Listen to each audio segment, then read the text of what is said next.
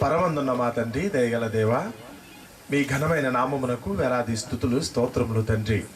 ఈ రాత్రికాల సమయంలో మరొకసారి మీ బిడ్డలమైన మేము మీ పాద సన్నిధిలో చేరి ఉన్నాం. ఇంతవరకు మీ ఘనమైన నామమును బట్టి జరిగించిన కార్యక్రమాన్ని బట్టి మీకు స్తుతులు స్తోత్రములు తండ్రి. మా బ్రతుకుల్లో ఏమి లోటుగా ఉన్నదన్న సంగతుల గురించి తండ్రి మీ జీవగ్రంథంలో కొన్ని మాటలు చదువుకున్నాం.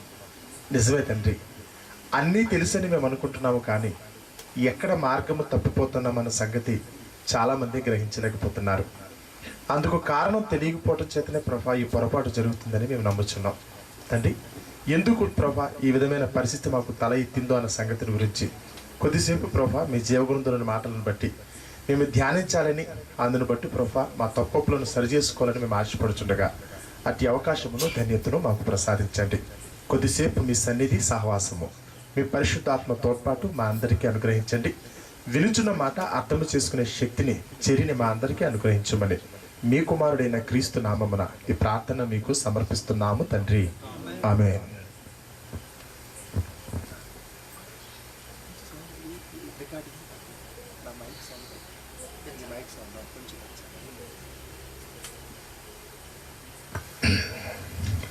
తండ్రి అయిన దేవునికి మహిమ కలుగును గాక.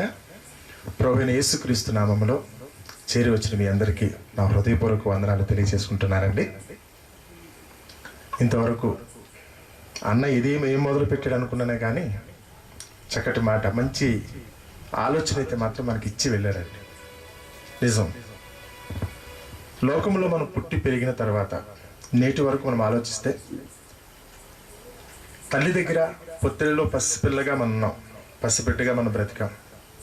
కొన్నాళ్ళు తోబుట్లు దగ్గర పెరిగిన వాళ్ళం, మరికొంతకాలానికి స్నేహితుల మధ్యన, మరికొంతకాలానికి కట్టుకున్న భాగస్వామి పక్కన ఉన్నాం, కనుక్కున్న పిల్లల దగ్గర కూడా కొన్నాళ్ళు ఉన్నాం.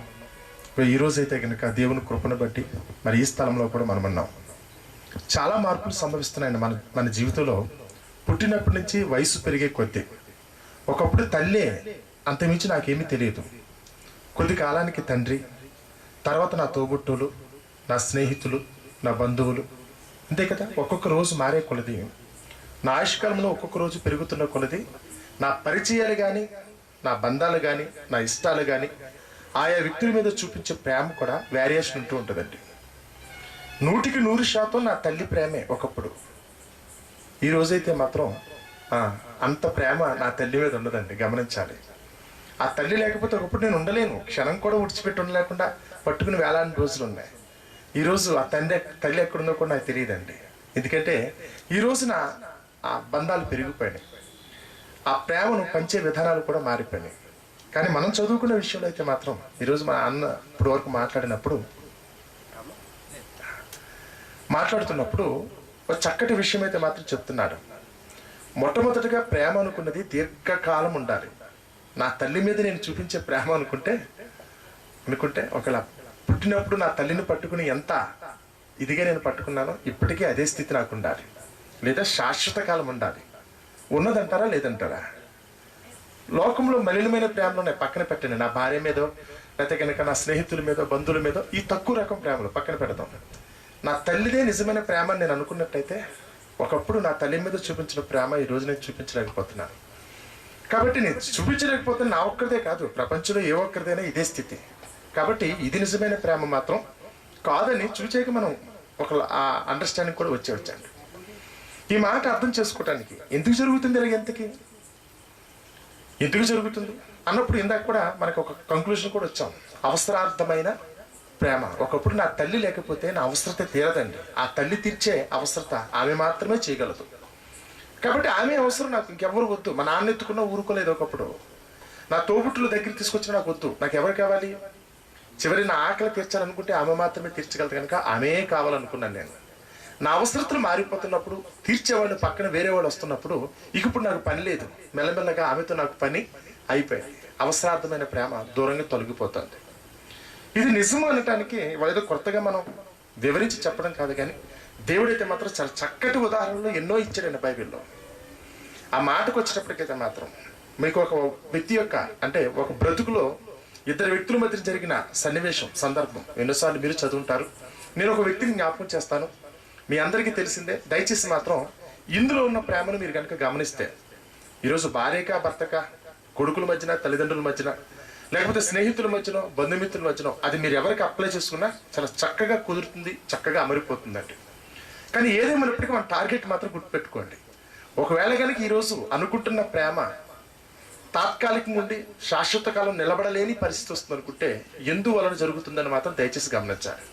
ఆ మాటకి మాత్రం సమాధానం వెతకడానికి ప్రతి ఒక్కరు మాత్రం మనసు పెట్టండి. ఇప్పుడు నేను చదువుతున్నాను మొదటి సమూయేలు గ్రంథము 17వ అధ్యాయము 33వ వచనం చదువుతున్నాను. ఈ సన్నివేశానికి పూర్వం బ్యాక్గ్రౌండ్ ఏంటంటే, బాలుడుగా ఉన్నప్పుడు దావీదు తన అన్నలేని వారు యుద్ధ రంగంలో పోరాడుతున్నారు. ఆ పోరాడుతున్న యుద్ధ రంగంలో ఉన్న తన అన్నగారులకి తన తండ్రి ఇచ్చిన ఆ కానుకలు ఏదైతున్నదో, ఆహార పదార్థాలు ఏమైతున్నావో అవి ఇచ్చి మరలా వచ్చేయటం కోసం బాలుడైన దావీదు తన గొర్రెల మందను విడిచిపెట్టి యుద్ధ రంగానికి వెళ్ళారు. ఈ యుద్ధ రంగానికి వెళ్ళినప్పుడు అవటానికి బాలుడైన దేవుని పరంగా ఆలోచిస్తే మహాశక్తివంతుడు, బలవంతుడు. అలాంటి దావీదుకి వెళ్ళేటప్పటికి ఊహించిన పరిస్థితికి భిన్నంగా మరొకటి కనపడుతుంది. తన అన్నలేమో యుద్ధ రంగంలో ఏదో పొడి చేస్తున్నారని నేను అనుకుంటే, ఆ సమయానికి వారందరూ కూడా డేరాల్లో పడుకున్నారట, దాక్కున్నారు. వీళ్ళకి ఎదురుగా శత్రువు అయిన గొలియాత్ అయితే, 6 మూరల జానుడెత్తున్న గొలియాత్ అయితే మాత్రం పెద్ద కత్తి, పెద్ద ఈటె, పెద్ద డాలు పట్టుకుని అహంకారపూరితంగా మాట్లాడుతూ ఇశ్రాయేలు దేవుడని యెహోవాను అయితే మాత్రం దూషిస్తూ కూడా మాట్లాడుతున్నారు. ఇదేంటి, నేను వచ్చిన పని ఏంటి, ఇక్కడ జరుగుతున్న సీన్ ఏంటి అనుకున్నప్పుడు దావీదైతే మాత్రం నిజంగా కొంచెం కలతపడిన మాట మాత్రం వాస్తవం అండి. చూసేటప్పటికి అలా కనపడుతుంది. అన్నలేదో యుద్ధం చేసేస్తున్నారు, కత్తులతో నరికేసుకున్నారని ఇతను అనుకుంటున్నాడు. కానీ అక్కడైతే మాత్రం ఒక్కడే నుంచి ఆరవీర భయంకరంగా మాట్లాడుతుంటే, అన్నలైతే మాత్రం చివరికి రాజైన సౌలుతో సహా అందరూ డేరాల్లో పడుకున్నారట. అప్పుడు దావీదు ఆ సిచ్యుయేషన్ చూసి ఏమంటున్నాడు చూడండి. ఆ కిందకు వచ్చినప్పటికి ఇలా చదువుతున్నాను. ముందు ఆ 17వ అధ్యాయము 26వ వచనం నుంచి చదువుతున్నాను, లేదా 24వ వచనం నుంచి చదువుతున్నాను చూడండి.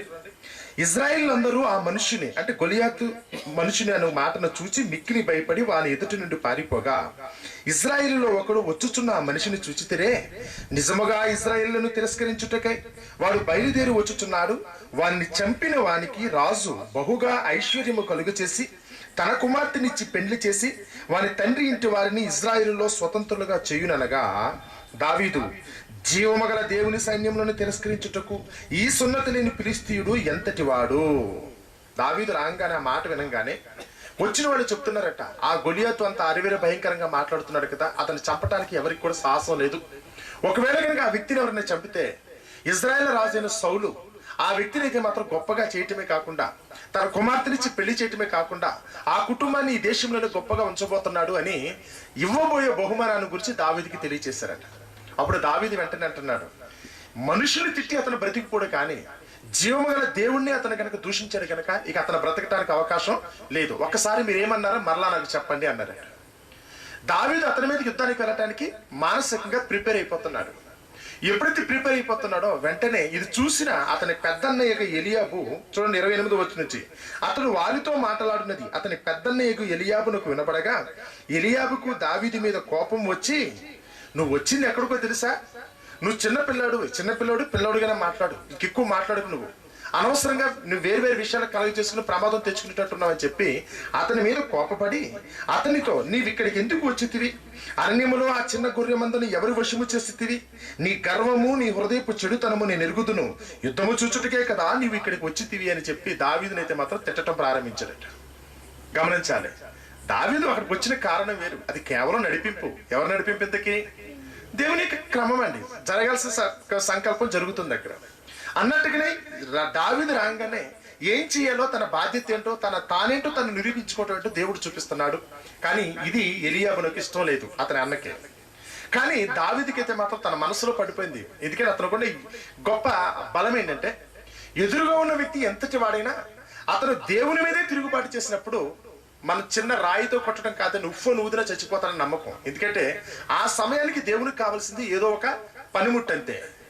అది ఎవరైనా కానీ తప్పకుండా విజయం సాధిస్తారన్న గొప్ప నమ్మకంతో దావీదు ఉండి ఏదైనా కానీ అతని మీద యుద్ధానికి వెళతానని చెప్పి చివరికి ఆ కబురు సౌలుకి తెలియజేశారట.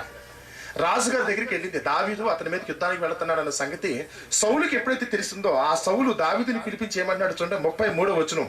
సౌలు, ఈ ఫిలిష్తీని ఎదుర్కొని వానితో పోట్లాడుటకు నీకు బలము చాలదు, నీవు బాలుడవు, బాల్యము నుండి యుద్ధాభ్యాసము చేసిన వాడని దావీదుతో అనెను.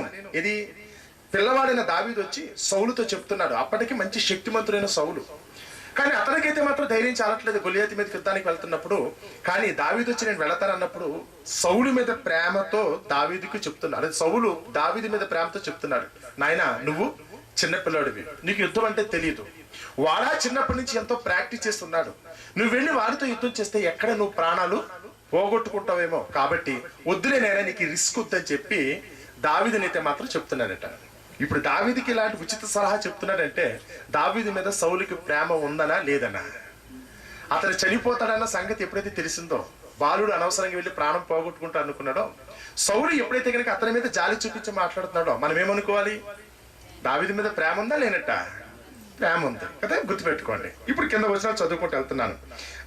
అందుకు దావీదు సౌలుతో ఇట్లను, మీ దాసుడైన నేను నా తండ్రి యొక్క గొర్రెలను కాయిచుండా సింహమును ఎలుగుబంటి వచ్చి మందంలో నుండి ఒక గొర్రె పిల్లను ఎత్తుకుని పోవచ్చుండగా నేనే దానిని తరిమి చంపి దాని నోట నుండి ఆ గొర్రెని విడిపించి తిని, అది నా మీదకి రాగా దాని గడ్డము పట్టుకొని దానిని కొట్టి చంపి తిని, మీ దాసుడైన నేను ఆ సింహమును ఎలుగుబంటిని చంపి తినే.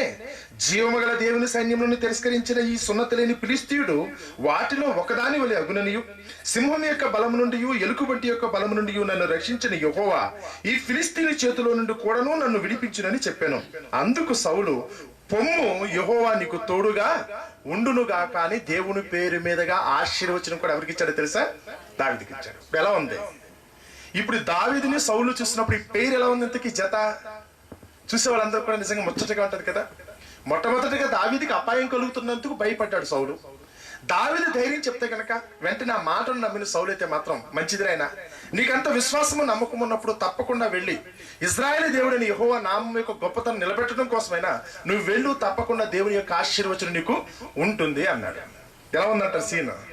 చాలా చక్కగా ఉందండి వినటానికి. కానీ ఇదే పరిస్థితి కనుక అలా ఉండుంటే అది ఏ కుటుంబంలోనే కావచ్చండి. ఒకళ్ళ భార్యాభర్తలు కూడా ఒకళ్ళు ఏదైనా సమస్య గురించి మాట్లాడుకుంటున్నప్పుడు భర్త భార్య ఒకవేళ కనుక ఈ పని నేను చేస్తానో, ఈ రిస్క్ నేను తీసుకుంటానో, నీ తరపునో నీ పక్షాన్ని నేను పోరాడతానన్నప్పుడు ఒకవేళ కనుక ఇద్దరు వ్యక్తులు ఒక మాట మీదకి వస్తే చూడటానికి చాలా ఇంపుగా ఉంటుందండి. సహోదరులు ఐకమత్యము కలిగి ఉంటే ఎంత మేలు, ఎంత మనోహరం. ఎలాంటిదంటే ఒకటే మాట్లాడు, ప్రపంచంలో అత్యంత ఖరీదైన అత్యంత మంచి సువాసనిచ్చే సెంట్ ఒక్కటేనటండి. ఎవరిదో తెలుసా? అహరోను నెత్తి మీద పోసి అభిషేకించిన తైలం. ఇక ప్రపంచంలో ఎవ్వరూ కూడా అలాంటి మేళవింపుతో తయారు చేయడం కుదరదట. అలాగే ఇద్దరు వ్యక్తులు ఒక అభిప్రాయానికి వచ్చి ఒకరి కోసం ఒకరు పాటుపడేటట్టుంటే ఇంతకంటే సంతోషించదగ్గ విషయం మరొకటి లేదంటాడు దేవుడు. ఇప్పుడు దావీదు సౌలు గురించి ఆలోచించినప్పుడు ఆయన చూసినప్పుడు నిజంగా సౌలు అయితే మాత్రం దావీదుకి అభినందనలు తెలుపుతాం కాకుండా ఆశీర్వచనం ఇచ్చి పంపుతున్నాడు. అంత మాత్రమేనా? కింద చదువుతూనే ఉందో చూడండి. పిమ్మట సౌలు తన యుద్ధ వస్త్రములను దావీదునకు ధరింపచేసి, ఎవరి బట్టల వింతకి? దావీదుకి ఏం బట్టలు వేస్తున్నాడట? అప్పటికి సౌలు రాజు, దావీదు పశువులు కాసుకునేవాడండి. కానీ యుద్ధానికి వెళతానన్నందుకు గాను సౌలుకి దావీదు మీద ఉన్న ప్రేమ ఎంతటిదంటే తన యుద్ధ వస్త్రములను దావీదుకు ధరింపచేసి, కింద ఇంకా రాగి శిరస్త్రాణం ఒకటి అతని కట్టి యుద్ధ కవచమును తొడిగించెను.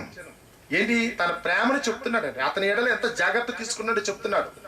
ఎదురుగా ఉన్న వ్యక్తికి నువ్వు పోటీ పడాలనుకుంటే నీ వేష భాషలో కూడా ఆహారం కూడా ఎలాగే ఉండాలనే ఉద్దేశంతో అన్ని ఇచ్చాడట. దావీదు కూడా చాలా ముచ్చటేసి ఉంటుందండి. నిజంగా నా ఎడల ఎంత ప్రేమ చూపించుంటాడు కదా. ఒకవేళ వాళ్ళిద్దరిని కనుక మనం కూడా చూసే అవకాశం వచ్చింటే మనం కూడా అనుకుంటాం నిజంగా రాజు దావీదుని ఎంత ప్రేమిస్తున్నాడో కదా అని. సరే, జరిగిందే జరిగిపోయింది. దావీదు యుద్ధానికి వెళ్ళాడు. పెద్ద ప్రయత్నం ఏమి లేకుండానే దేవుని యొక్క కృపను బట్టి గొలియాతుని కూడా కొట్టేశాడు. చనిపోయాడా? ఎప్పుడైతే గొలియాతుని చంపేశాడో వెళ్ళేటప్పుడు ప్రేమతో సాగనంపిన సౌలు దావీదు గొలియాతుని చంపి తిరిగి వస్తున్నప్పుడు తన పక్కనున్న వారితో ఏం పలుకుతున్నాడో ఒకసారి నేను చదువుతున్నాను చూడండి.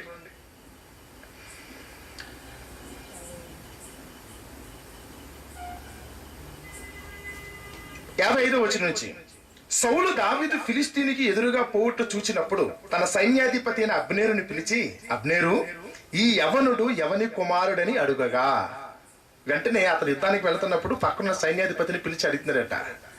వెళ్ళేటప్పుడు తన పక్షాన్ని యుద్ధాన్ని చేస్తానన్నప్పుడు సంతోషంగానే ఉంది. కానీ ఒక పక్షాన సంతోషం ఉన్నా రెండో పక్షాన్ని వెంటనే ఇతనికి ఏమొచ్చేసిందో తెలుసా? ఒక లాటి గుబులు అంటారండి, ఒక లాటి అనుమానం.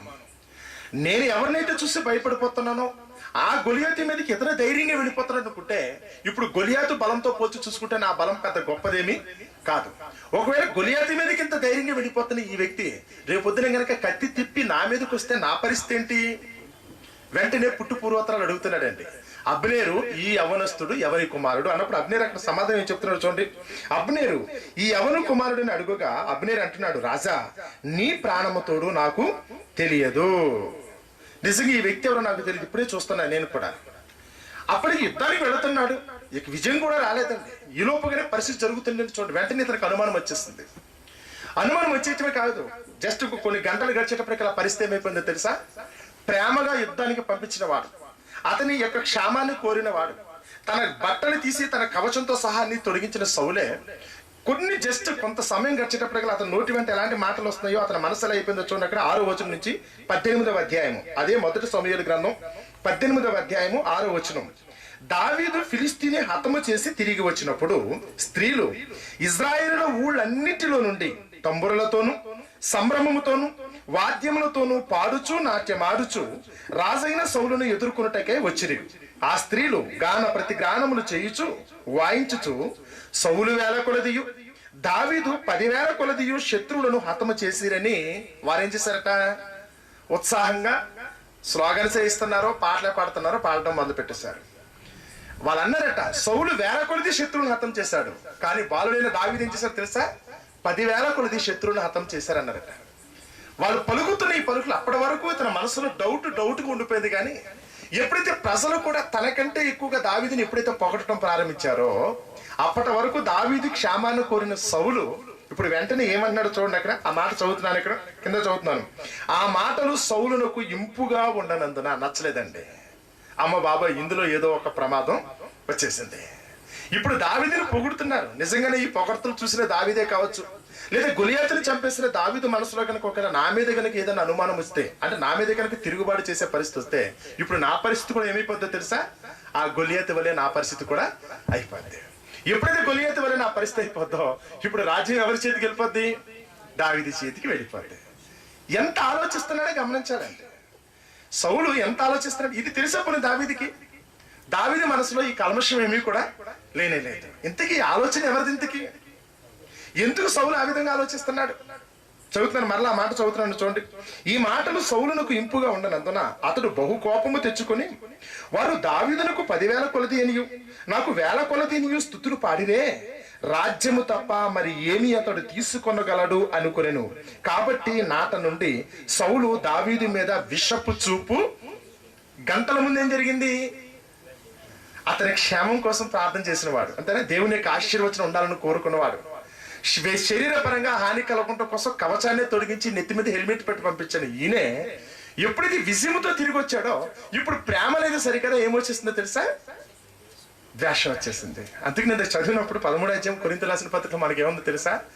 ప్రేమ శాశ్వత కాలం ఉండాలి సుమా, అది దీర్ఘకాలం సహించాలి సుమా, అందులో మత్సరం ఉండకూడదు, ఎదుటి వ్యక్తి మీద ద్వేషం కలగకూడదు. ఒకవేళ దేవుడు చెప్పిన ఆ రిఫరెన్స్ అలా కనపడుతున్నప్పుడు ఇంతకీ సౌలు యుద్ధ రంగానికి అతను పంపించేటప్పుడు అతని మీద చూపించిన ప్రేమ ఎలాంటిది? ప్రేమ అంటారు దాన్ని. ఇంతకీ దేవుడిచ్చిన డెఫినేషన్ కుదురుతుందంటారా? దేవుడిచ్చిన డెఫినేషన్ సౌర్యాలను కుదురుతుందా? నిజమే, ఒకవేళ నిజంగానే మనం అనుకోవద్దండి. సౌలును కూడా నేను తప్పు పట్టట్లేదు. పంపించేటప్పుడు నిజంగానే అతని ప్రేమ ఉంది, అతని సౌఖ్యాన్ని సుఖాన్ని లేకపోతే అతని క్షేమాన్ని కోరుకున్నాడు. కానీ గంటలు గడిచేటప్పటికి ఎందుకు అతని మనసు అలా అయిపోయింది? అతని మనసు దావీదు మీద ప్రేమ పోయి ఈర్ష్యంతకు వచ్చేసింది. అతని మనసు ప్రేమ పోయి ఎవరి గురించి వద్దండి. సౌలు దావీదు అనేది ఎప్పుడో పుట్టారు, ఎప్పుడో చనిపోయారు, అయిపోయింది. వాళ్ళ చరిత్ర క్లోజ్ అండి. అది జరిగిన చరిత్ర కేవలం మనకు బుద్ధి కలగటం కోసం మనం చదువుతాం. ఈరోజు భర్తకి తెలియకుండా భార్య ఏదైనా పని చేసిన, భర్త సమక్షంలోనే భర్తకు చేతకాని పని భార్య చేసింది అనుకోండి, ఈరోజు భర్త సహించే స్థితిలో ఉన్నారని మీరు అనుకుంటున్నారా? ఏంటి నాకంటే తెలివిగా మా ఆవిడ మాట్లాడుతుంది, నాకు తెలియని విషయాల గురించి నాకు చెప్తుంది. కనుక్కున్న పిల్లలు కూడా ఈరోజు తండ్రి యొక్క జనరేషన్ కంటే పిల్లల జనరేషన్ చాలా ఫాస్ట్గా ఉందండి. ఈరోజు పిల్లలు వచ్చి చెప్తున్నప్పుడు చాలా మంది తల్లిదండ్రులకి ఇంపుగా కనపట్టలేదు. ఏంటి ఏదో గుడ్డొచ్చి పిల్లలు ఎక్కిరిస్తున్నట్టుగా నువ్వు వచ్చి నాకు చెప్తున్నావా? నా కళ్ళ ముందు నీ బొడ్డు కోయడం చూశాను కదా, నువ్వేంటి నాకు చెప్తున్నావు? వెళ్ళిపో. వినే ఉద్దేశం లేదండి. వారి యొక్క ఉన్నతిని వీళ్ళు సహించగలిగే స్థితిలో లేదు. తనకంటే వయసు తక్కువ వాడను, తనకంటే ధనంలో తక్కువ వాడను, తనకంటే ఉద్యోగంలో తక్కువ వాడను, ఎవరన్నా వచ్చి ఒక మంచి మాట చెప్పినా, మేలు కోరి బ్రతుకు గురించి చెప్పినా ఈరోజు వినే స్థితి మాత్రం చాలా మందికి లేదు. ఒకవేళ ఇలా చూస్తూ ఊరుకుంటే ఎక్కడ వచ్చి నా స్థానాన్ని కొట్టుకుపోతాడేమోనన్న భయం అండి. ఇది వీళ్ళకి కలిగే భయమే. ఎదురుగా ఉన్న మంచి మంచోడే. దావీదు పరంగా ఆలోచిస్తే దావీదుకి అలాంటి ఆలోచన లేదండి. ఎదురుగా ఉన్న వ్యక్తిని చూస్తే దావీదు పాపం నిజంగానే అలాంటి ఆలోచన లేదు. తర్వాత వచ్చిన చదువుకుంటే అధ్యాయం చదువుకుంటే సౌలు ఏ పని చెప్తే ఆ పని నమ్మకంగా చేశాడు. సౌలు ఎడలా ఎంతో నమ్మకంగా దావీదు ఉన్నాడు తప్ప ఏ రోజు కూడా దావీదు మాత్రం సౌలుకి వ్యతిరేకంగా మాట్లాడాడు. ఇది కేవలం దావీదుని గురించే కాదు, ప్రభువైన యేసుక్రీస్తుని గురించి వచ్చేటప్పుడు క్రొత్త నిబంధనలు వేలు కూడా ఏమనుకోండి తెలుసా, ఈ మనుషుడు ఈ విధంగా ప్రజల్లో కనుక ఇలా ఉధృతంగా పెరిగిపోతే, యేసు సువార్త ప్రకటిస్తున్నప్పుడు జనాలందరూ వచ్చేసారట. ఆయన రాజుగా అభిషేకించిన రోజు ఏది మట్లాదివారం అనుకున్న రోజు అయితే కనుక అందరూ వచ్చేస్తే ఇది చూసిన నాటి వాళ్ళు ఏమనుకున్నారో తెలుసా, మనం ఎలాగో చూచు ఊరుకుండని ఎడల ప్రజలందరూ ఇతర పక్షాన్ని చేరిపోతారు. ఎప్పుడైతే కనుక ఇతర పక్షాల ప్రజలందరూ వచ్చేస్తారో ఆ రోమీలు వచ్చి మన స్థలాన్ని ఆక్రమించేసుకుంటారు. ఎక్కడో భయం అండి. మొదటి క్షేమాన్ని కోరిన వారే, నవ్వుతూ ఉన్న వాళ్ళే చివరికైతే మాత్రం ఎక్కడ మాకు నష్టం కలుగుతుందో, ఈ రోజు మనం అనుభవిస్తున్న సుఖ సంతోషాలకి ఎక్కడ అడ్డం కలుగుతున్న ఉద్దేశంతో ప్రేమించే వాళ్ళే చివరికి ద్వేషంలోకి వెళ్ళిపోయే పరిస్థితి వస్తుందంట. ఇది ఈ రోజు మనం అందరం అనుభవిస్తున్న పరిస్థితి. ఇలా ఎందుకు కలుగుతుంది? అప్పటి వరకు సవ్యముగా ఉన్న ఆ సంబంధం, ప్రేమాభిమానాలు చూపించిన ఆ సంబంధం ఏదైతే ఉన్నదో, ఆ బంధుత్వమో బాంధవ్యం ఏదైతే ఉన్నదో, సడన్ గా ఈర్ష్య ద్వేషాలు వచ్చేటట్టుగా ఎందుకు అయిపోతారు అంటారు కదా. లోకంలో ఒక మాట ఉంటుందండి, నీడను చూసి కూడా కొంతమంది భయపడిపోతారట. నీడను చూసి భయపడడం అర్థం ఏంటి? నీడెవరిది? ఎవరు? నాదే. లైట్ ఉందని వెనకలేడు. ఆ నీడను చూసి కూడా నేను భయపడుతున్నానంటే ఇంతకీ ఎవరిని చూసి ఎవరు భయపడుతున్నట్టు? నన్ను చూసి నేనే భయపడుతున్నాను. నా భార్యను చూసో, బిడ్డను చూసో, లేదా నన్ను ప్రేమించే వాళ్ళని చూసుకుని నేను భయపడిపోతున్నాను. నమ్మే ఉద్దేశం ఎవరికి లేదు. అభద్రతాభావం తుండిపోతున్నారు. ఈరోజు లోకంలో ప్రపంచాన్ని అంతటిని గురించి ఆలోచించండి. ఏమి కారణం లేకపోయినా కంగారు పడిపోతున్నారండి. నాకేదో ఉపద్రవం సంభవిస్తుంది అంటున్నారు. 2012లో వచ్చేస్తుందంటే విశ్వ వినాశనం అయిపోద్దా? ఎందుకు వస్తుంది ఈ ఆలోచన? ఇంతకీ ఉందని దేవుడని చెప్పాడా? రాదు మహాప్రభు అని బైబిల్ చెప్తుంది. లేకపోతే కనుక లోకంలో శాస్త్రవేత్తలు కూడా చెప్తున్నారు. అయినా వీడు వింటున్నారా? ఏదో ఒక తొందర, ఏదో ఒక భయం.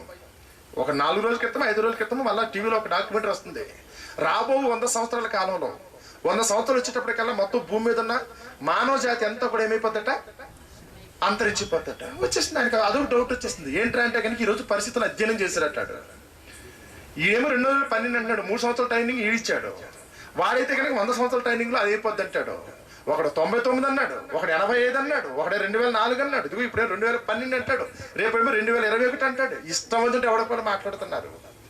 ప్రభువైన యేసుక్రీస్తు కూడా ఈ రోజు మనుషుల్లో ఉన్న ఇలాంటి ఆ సైకాలజీ చూసి ఏమన్నాడు తెలుసా? లోకసువార్త 21వ అధ్యాయంలో అంత్యకాలంలో ప్రపంచానికి పరిస్థితి ఎలా ఉంటుందో, అందులో ఉన్న మనుషుల యొక్క ఆలోచనలు ఎంత దిగజారిపోయి ఉంటాయన్న సంగతుల గురించి యేసు ఏం చెప్పాడు ఆ మాట ఒకసారి చదువుదాం చూడండి. లోకసువార్త 21వ అధ్యాయము 25వ వచనం నుంచి చదువుతున్నానండి. అంతం ఎప్పుడు వస్తుంది ప్రభు అని శిష్యులు యేసును అడిగినందుకు గాను, అంత్యకాలం యొక్క స్థితిగతులు ఎలా ఉంటాయని యేసును అడిగినందుకు గాను యేసు చెప్తున్న మాట 25వ వచనం. సూర్య చంద్ర నక్షత్రముల్లో సూచనలను, భూమి మీద సముద్ర తరంగముల ఘోష, అంటే ఆ సునామీ వలన కలవరపడిన జనములకు శ్రమయు కలుగును.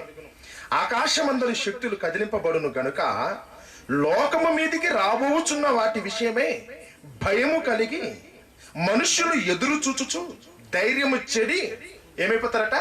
కూలిపోతారు. మాట అర్థమవుతుందండి. ఈరోజు ఎవరికి ధైర్యం లేదండి. రేపటి వరకు బ్రతుకుంటారని ఖచ్చితంగా ఎవరు చెప్పలేకపోతున్నారు. కట్టుకున్న భార్యలను నమ్మకంతో ఈరోజు ఎవరు లేరు. మీరు గమనించారో లేదో, కాపురం చేస్తున్నారండి, మంచం మీదే పడుకుంటారు. ఆవిడ ఆలోచనలు ఆవిడవి, ఈయన ఆలోచనలు వీమిడి. ఎందుకని ఒంటరిగా గదిలో పెట్టాడు కదా, ఎవరు చూడకుండా ముక్కు మీద గుడ్డేసుకొని చెప్పేస్తారని ఆవిడ అనుకుంటూ ఉంటది.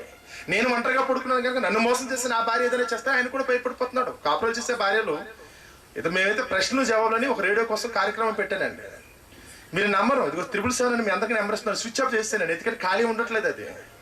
వాటిలో వచ్చే ప్రశ్నలు 100 ప్రశ్నలు వచ్చి అనుకుంటే దాదాపు 90 ప్రశ్నలు ఎవరు వస్తాయో తెలుసా?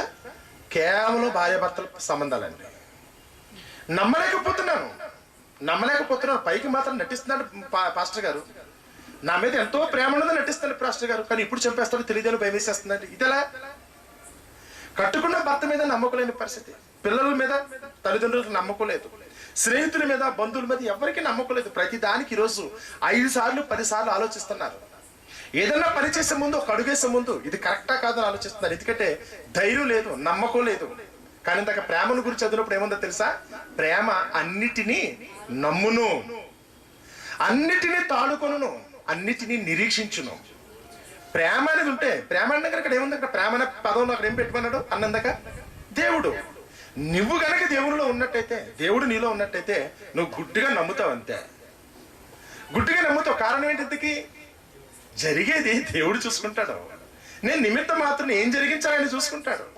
నాకు భయం లేదు. ఒకటే మాట అంటాడు కీర్తనకారుడు, 23వ కీర్తన రాస్తూ దావీదు అంటాడు, యెహోవా నా కాపరి, నాకు లేమి కలుగుదని. అంతే. లేమి అంటే నాట్ ఓన్లీ తినటం తాగటం గురించి కాదండి, వాటెవర్ ఏదైనా కానీ మనిషి పరంగా నాకున్న ఏ ఆలోచన కావచ్చు, నాకున్న అవసరం ఏదైనా కావచ్చు, నాకు లేమి కలగదు అని కింద అంటాడు. గాఢాంధకారపు లోయలో నేను సంచరించినను, ఏ అపాయమునకు నేను భయపడను. ఎందుకని? నా కాపరి దేవుడు, నా బాధ్యత తీసుకునేది దేవుడు. దేవునిలో ఉన్న దావీదు కనుక ఇంత కాన్ఫిడెంట్ గా చెప్తున్నాడు. కానీ ఈరోజు లోకం దగ్గరికి వస్తే వారికి ఎవరి మీద నమ్మకం లేకుండా పోయిందో తెలుసా? ఎవరి మీద నమ్మకం లేకుండా పోయింది? దేవుడంటే నమ్మకం లేదు. దేవుడంటే నమ్మకం లేదు కనుక వాళ్ళకి ఏమి లేకుండా పోతుందో తెలుసా? ధైర్యం లేదు. ఈ మాట నేను సరదాగా అనట్లేదండి. మీరు ఎన్నోసార్లు చదువుతారు. ఇప్పుడు బైబిల్ వందల కొద్ది చదివిన వాళ్ళు చాలా మంది ఉన్నారు. ఎందుకంటే మొన్న ఏదో 2012 యుగాంతం గురించి మన వాళ్ళు కూడా చాలా విరివిగా ఈ మాటను బాగా ప్రచారం చేశారండి, లోకం ఎలా భయపడిపోతుందని. కానీ చిత్రం ఏంటంటే, దేవుడు చెప్తున్న మాట సున్నితమైన మాటను కూడా గమనించకుండా అనవసరంగా దాని గురించి మనం ఆలోచిస్తున్నామే తప్ప ఎంత సున్నితంగా దాన్ని తీసి అవతల పడేట్టు తెలియట్లేదు. కీర్తనకారుడు కీర్తన రాస్తూ 53వ కీర్తనలో ఏమన్నాడు ఒకసారి మాట చదువుతున్నాను చూడండి. కీర్తన గ్రంథం 53వ అధ్యాయము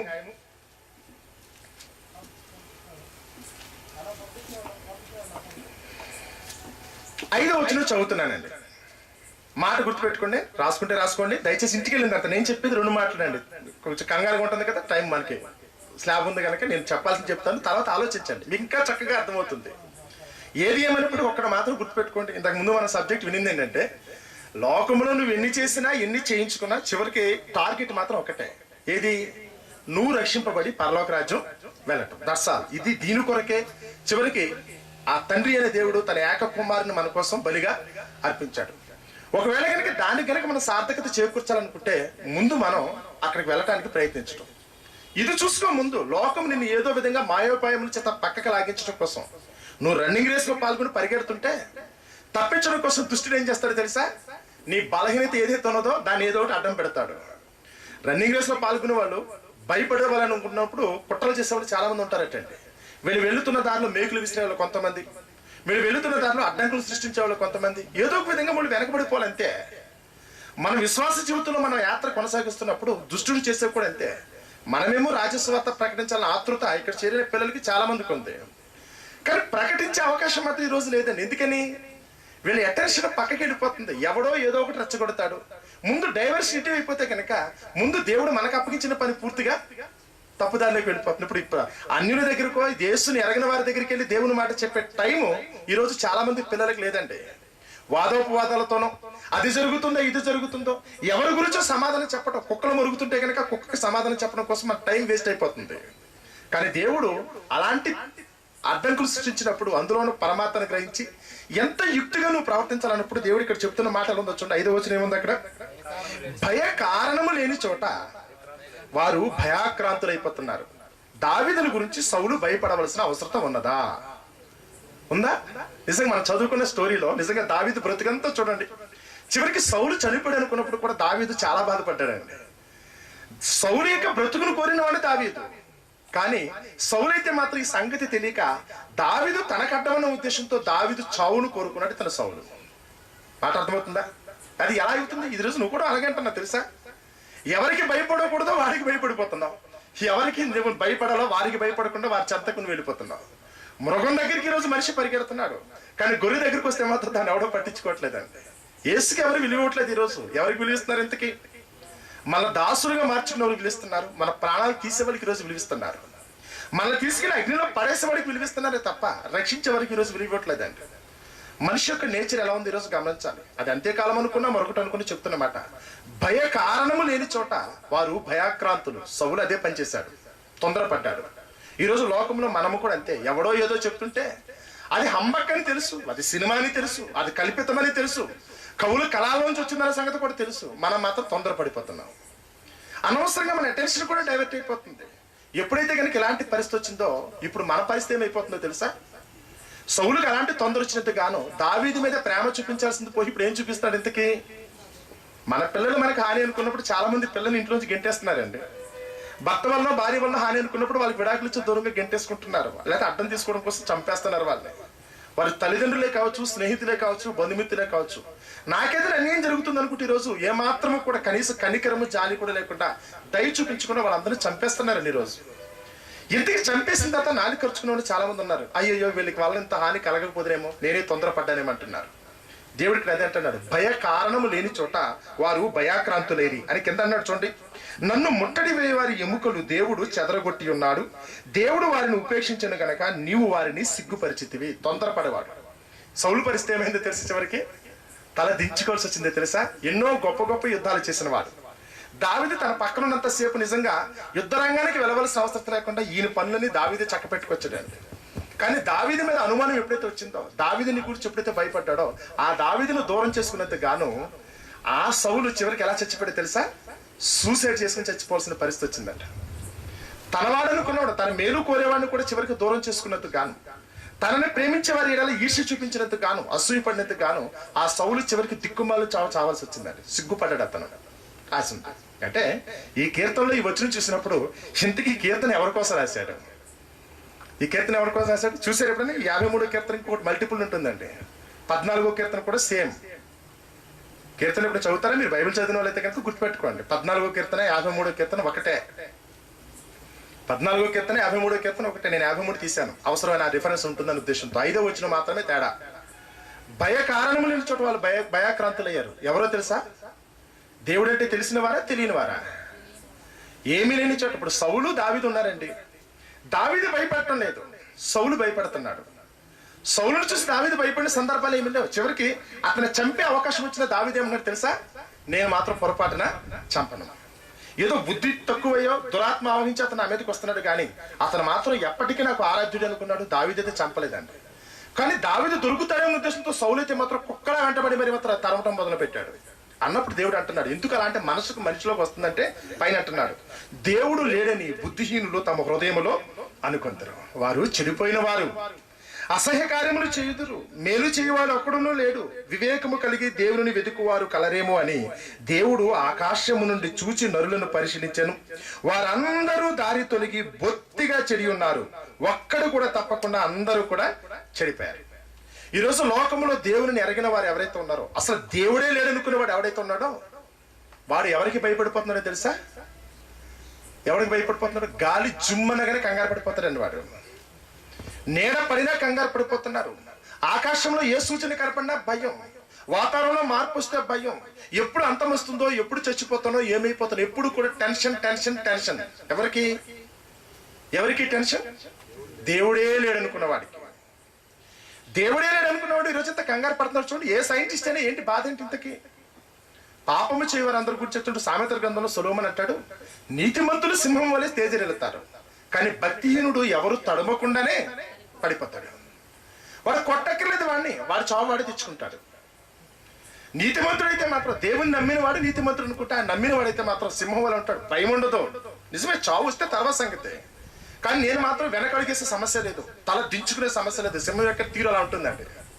అది చచ్చే ముందు కూడా అలాగే ఉంటుంది తప్ప ఎట్టి పరిస్థితుల్లో మాత్రం తల దించదు అది. కానీ వీళ్ళ పరిస్థితి ఎలా ఉంటుందో తెలుసా? ఉన్నామనుకుంటారు, షోనంగి కుక్క అన్నాడు దేవుడు వాళ్ళని. అంటే అర్థం ఎంతకి? పరిస్థితులను అనుకూలిస్తే ఎలా అంటుంటుందట, తోక గేక పెట్టి. ఎవరన్నా కొంచెం భయపెట్టారు అనుకోండి, ఒక్కసారిగా తోక మడత పెట్టిన కూ కూకు అని కూడా వెళ్ళిపోద్దట. ఇది కుక్క యొక్క లక్షణం. అన్ని అనుకూలిస్తే ఒకలాగా మాట్లాడతాడు, ఏ చిన్నది వచ్చినా కానీ దర్దర్దల్లాడిపోతాడు. కానీ దేవుడు నమ్ముకున్నవాడు అలా ఉంటాడండి, ఎప్పుడూ కూడా ఒకలా ఉంటాడు. ఎందుకంటే ఆ నమ్ముకున్న దేవుడు శాశ్వతుడు. ఆయన నిన్న నేడు నిరంతరం ఒక్కటే రీతిగా ఉంటే, ఆయన నమ్మిన వాళ్ళు కూడా ఒకే రీతిగా ఉంటారు, దేనికి తొందరపడరు. ఎవరైనా పొగిడితే కనుక ఎగిరిపోరు, ఎవరైనా తిడితే కనుక కృంగిపోరు కూడా. రెండు సమయాల్లో కూడా ఒక్కలాగానే ఉంటారండి. ఈరోజు మన దగ్గరికి వచ్చినప్పుడు కూడా అంటున్నాడు, మనలో మనం ప్రేమగా ఉండాలని అనుకుంటున్నాం, కానీ ఎదుటి వ్యక్తిని ప్రేమిస్తున్నాం కూడా కొంతసేపు. కానీ మన ప్రేమ శాశ్వత కాలం ఎందుకు ఉండలేకపోతుంది అనుకుంటే, అవతల వ్యక్తిని గురించి మనకి ఏదో ఒక విధమైన చిన్న సంశయం, మనకేదైనా నష్టం కలుగుతుందేమో, మనకేదైనా బాధ కలుగుతుందేమో. అంటే మన గురించి మనం ఎప్పుడైతే ఆలోచించుకుంటున్నామో, ఇద్దరు వ్యక్తుల మధ్యన జరుగుతుందని కానీ కేవలం నువ్వు అదే కనుక చూసుకున్నట్టయితే, పరమంతున్న దేవుడిని కనుక నువ్వు మర్చిపోతే, నీతోనూ మరొకరు పోల్చి చూసుకున్నప్పుడు తప్పకుండా ఎదుటి వ్యక్తి మీద నీకు అసూయ కలుగుతుందే తప్ప ప్రేమ మాత్రం కలగదు. కానీ నేనేమై ఉన్నానో అది దేవుని వలన ఉన్నాను, నా ఎదుటి వారికి కూడా దేవుని వల్ల ఉన్నారు. అధికారం నాకు రావాలో అవతలకు రావాలో నిర్ణయించవలసింది ఎవరు? ఇంతకీ ఇది దేవుడు అనుకున్నప్పుడు ఎదుటి వారి మీద మనకి ఎప్పుడు కూడా కోపం కూడా రాదండి. కానీ నేను చూసుకోవాలి హ్యాండ్ టు హ్యాండ్ అనుకుని ఆ దేవుడిని మర్చిపోయి అనుకోండి, లోకంలో ఎంతమంది అవుతున్నారో శత్రువులు ఒకసారి ఊహించండి. కానీ దేవుడు అంటున్నమాట, పగ తీర్చుట నా పని. ఒకళ్ళ అధికారం ఇవ్వాలనుకున్న ఆనాడు నెబుకద్నెజరుకో కోరేష్కో చెప్తున్నాడు, నేనే అతని చేతిని హెచ్చిస్తాను. ఎవరిని హెచ్చించాలనుకుంటే ఎవరిని హెచ్చిస్తాను, ఎవరిని కింద తొక్కేయాలనుకుంటే వారిని తొక్కుతాను, అది నా చేతిలో ఉందని దేవుడు అంటున్నాడు. కానీ మనకి ఈరోజు దేవుని మీద నమ్మకం లేదు అనడానికి రుజువు ఏంటో తెలుసా? మన ఎదుటి వ్యక్తిని చూసి ప్రేమించడం మానేసి అతని గురించి మనం భయపడుతున్నాం. తప్పుగా ఉన్నది. ఇక్కడ కూర్చున్న మనలో కూడా చాలా మందికి ఉంది ఈ జబ్బు. నాటోని ఎక్కడికో వెళ్ళొద్దండి. దేవుడు లేడని, నేను దేవుడు ఉన్నాడని నమ్ముతుంటే కనుక భారం ఎవరి మీద వేయాలి? ఇంతకీ దేవుడి మీద వేయాలి. కానీ అలా ఉందా? ఎత్తుకు పై ఎత్తులు వేసే పరిస్థితి మనల్ని ఈ రోజు మన దగ్గర ఉందనుకుంటే, ఇంతకీ మనం పరిపూర్ణంగా దేవుని నమ్మిన వారమా అపరిపూర్ణంగానే ఉండిపోతున్నామనా? ఇక్కడ దేవుడు చెప్తున్న రిఫరెన్స్ చూశారు కదండి. భయ కారణము లేని చోట నువ్వు భయపడుతున్నావు అనుకుంటే నీకు ఎవరంటే నమ్మకం లేకుండా పోయింది. చివరికి పరోక్షంగా పైకి మాత్రం దేవుడు ఉన్నట్టుగా నువ్వు అందరికీ ప్రచారం చేస్తున్నా, నీ మనసులో మాత్రం దేవునికి స్థానం మాత్రం లేదు. పరోక్షంగా నీ భావం ఎలా ఉందనుకుంటే దేవుడే లేడన్నట్టుగా మాట్లాడుతున్నావు. నువ్వు దేవుడే లేడన్నట్టు మాట్లాడుతున్నావు కనుక నువ్వు బుద్ధిహీనుడుగా మారి నీ సాటి వాని ఎడల ప్రేమ చూపించడం మానేసి వ్యక్తిని చూసి నువ్వు భయపడిపోతున్నావు. వాని వల్ల నాకు ఏదైనా హాని అనుకుంటున్నావు. సౌలు అలాగే చేశాడు. ఏం జరిగింది? చావు తెచ్చుకున్నాడు. అంతేనా? యేసును చూసి ఆనాటి పరిసయ్యులు, శాస్త్రులు, అధికారులు అలాగే అనుకున్నారు. యేసు ఉంటే కనుక మనకు పూట గడవదు, ఇక మనకు మనుగడ లేదు, ఉనికిపోయింది అనుకున్నారు వాళ్ళు. అప్పటి నుంచి అనుకున్నారట, యేసును ఎలాగూ సంహరించుదుమా అని అవకాశం కోసం ఎదురు చూశారు. చంపేశారు. ఓకే, ఏం సాధించారు? ఈరోజు మనము కూడా కయ్యను వంటి మనసు మనకు కూడా కలిగితే, హేబేలు ఉన్నంత సేపు కూడా నాకు నష్టం అనుకున్నాడు కయ్యను. కానీ హేబేలుకి ఏమీ తెలియదండి. ఎందుకంటే అతను దేవుని మీద పరిపూర్ణ నమ్మకం కలిగిన వాడు కనుక తన పని తాను చేసుకుంటూ పోయాడంతే. చచ్చిపోయినా, చావే ముంచుకొచ్చినా మొర ఎవరికి పెట్టాడో తెలుసా? దేవునికి పెట్టాడు. దేవా, నా పరిస్థితి అయింది అన్నాడు. కానీ కయ్యను ఎవరు మాట విన్నాడట? అతను దుష్టుని సంబంధియే తన సహోదరుని చంపేశాడు. దుష్టుని సంబంధి అనుకుంటే కనుక ఎవరి మీద గౌరవం లేకుండా పోయింది, ఎవరి మీద నమ్మకం లేకుండా పోయింది. నీ పని నువ్వు చూసుకో, నీ గురించి నువ్వు ఆలోచించుకొని ఎవరని అంటున్నారంటే పరోక్షంగా వారి దేవుని విసర్జించిన వారుగా మారిపోతున్నారు. కాబట్టి ఈ మాటలు చదువుతున్నప్పుడు నిజమండి, ఈరోజు మనలో కూడా చాలా మంది పరిస్థితికి వచ్చినప్పుడు అలాగే అయిపోతుంది. ఎందుకంటే లోకసువార్త రిఫరెన్స్ అంటున్నారు, అక్రమము విస్తరించుట చేత అనేకుల ప్రేమ చల్లారిపోతుంది. నిజమే, ప్రేమ ఎందుకు వస్తుంది? ప్రేమ మన చల్లారిపోయే పరిస్థితికి వస్తుంది. ఇంతకీ దేవుడు ఏ ప్రేమ అయితే చూపించమన్నాడో ఆ ప్రేమ మన ఎందుకు చూపించలేకపోతాడో చెప్తున్నాడు. అక్రమము విస్తరించింది. మనిషి క్రమం తప్పాడు. ఏది మేలు కర్మ అది చూసుకోవటం లేదు. షార్ట్ కట్లు ఎలా సంపాదించాలనుకున్నాడు. ఇది ఇవాళ పుట్టింది కాదు, మొట్టమొదట కయ్యనికే స్టార్ట్ అయిందట. దేవుడు ఒకటే అన్నాడు, నువ్వు నిజంగా కనుక నా నుంచి కనుక మెప్పు పొందాలనుకుంటే నువ్వేం చేయాలి? సత్క్రియ చేసుకో, తప్పకుండా నీ తల ఎత్తుకుంటావు అన్నాడు. కానీ అతను ఏం చేశారో తెలుసా? ఈ సత్క్రియ చేసి మీ ప్రాసెస్ అంతా జరగడానికి it will so much time అండి, మళ్ళీ పెద్ద కాంపిటీషన్ కూడా ఉందండి. ఇక్కడ ఈ గొడవంతా లేకుండా ఎదురుగా ఉన్న హేబేలు లేపేస్తే కనుక పోస్ట్ నాదే కదా అన్నాడు. అతను చంపేశాడు. వచ్చిందా? దేశ దింబరగా తిరగాల్సిన పరిస్థితి వచ్చిందండి. ఈరోజు మనము కూడా అదే పరిస్థితిలో ఉన్నాం. మన